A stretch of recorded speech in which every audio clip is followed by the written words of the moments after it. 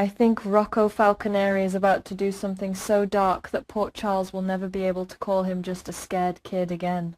And the worst part is this. Isaiah Gannon may already know too much to survive. I keep looking at Rocco's hand, and I cannot shake the feeling that this whole nightmare started with one injury everybody tried too hard to hide. Lulu thought she was protecting her son. She thought calling Isaiah privately was safer than dragging Rocco into General Hospital and letting doctors ask questions. No chart, no record. No hospital staff whispering in the hall.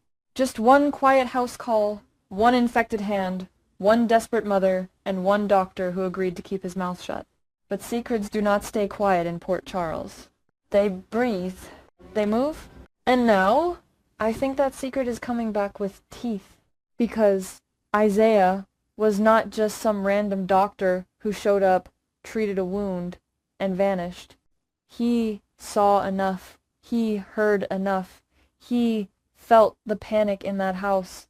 He knew Lula was hiding something bigger than a simple injury. And even if she never said the words, he is smart enough to understand this was not about a clumsy accident. This was about a gun, this was about Cullum, and this was about Rocco. I think the danger begins the moment Isaiah gets pulled into Dante's orbit. The crash investigation around Curtis and Jordan is already messy. Paint, a black vehicle, a road nobody can explain cleanly, Curtis looking for someone to blame, Dante following evidence, because that is what Dante does. And Isaiah, suddenly trapped in the middle, has only one way to save himself. He has to say where he really was. That sounds simple, right? It is not.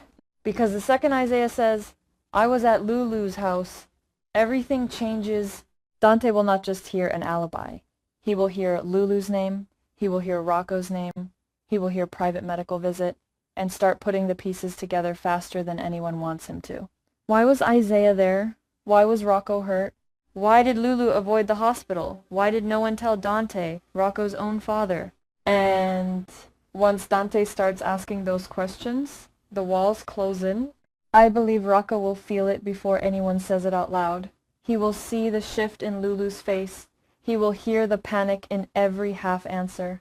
He will notice Dante looking at him differently, like a father trying not to become a detective at his own kitchen table. That is when fear changes shape. At first, Rocco was afraid of being caught. Now, I think he becomes afraid of being exposed by one specific person, Isaiah. And that is more dangerous, because a secret feels impossible to fight. But a person can be followed, threatened, cornered, silenced. I think Rocco starts small. He watches Isaiah from a distance, maybe outside the hospital, maybe near the parking garage, maybe from across the street while Isaiah gets into that black SUV everyone is already talking about. Rocco tells himself he is only checking, only making sure, only trying to understand how much Isaiah knows. But I do not believe him. Not anymore. Because once Rocco picked up that gun and fired at Cullum, something inside him changed. Maybe he hated it, maybe it terrified him, but he learned something no teenager should ever learn. He learned that one violent second can change the entire room, and now that knowledge is living inside him, here's the detail I cannot stop thinking about. Isaiah does not actually know the full truth. That should make him safer. But I think it makes him more dangerous. Because a man who knows everything can be controlled with a deal. A man who knows nothing can be fooled. But Isaiah is in the middle. He knows there was an injury. He knows Lulu was scared. He knows Rocco needed help. He knows the hospital had to be avoided. But he does not know exactly why. That means he can still ask questions. That means he can still talk. That means he can still accidentally say the one thing that opens the locked door. And I think Rocco understands that. I can picture it. Isaiah gets a warning. Not from Lulu.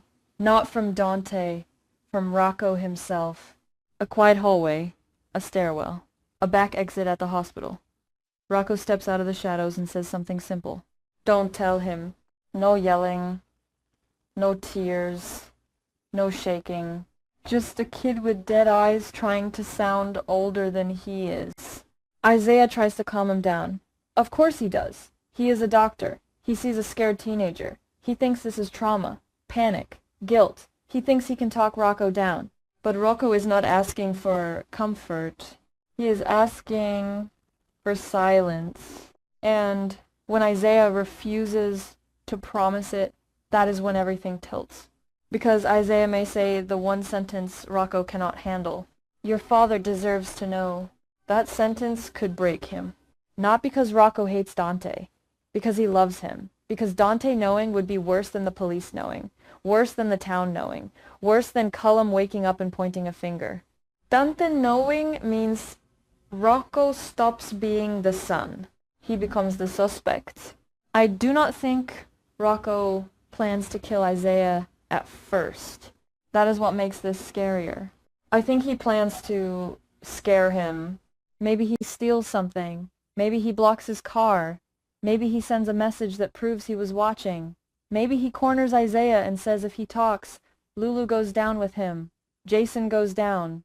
Britt goes down. Everyone who tried to protect him gets buried. And Isaiah still does not bend. That is when Rocco panics. Only this time, it is not the same panic as before. This is not a kid caught in a sudden crisis. This is a kid who has had time to think, time to rehearse, time to convince himself that one more bad thing can protect everyone from the first bad thing. That is the poison. That is how the darkness gets in.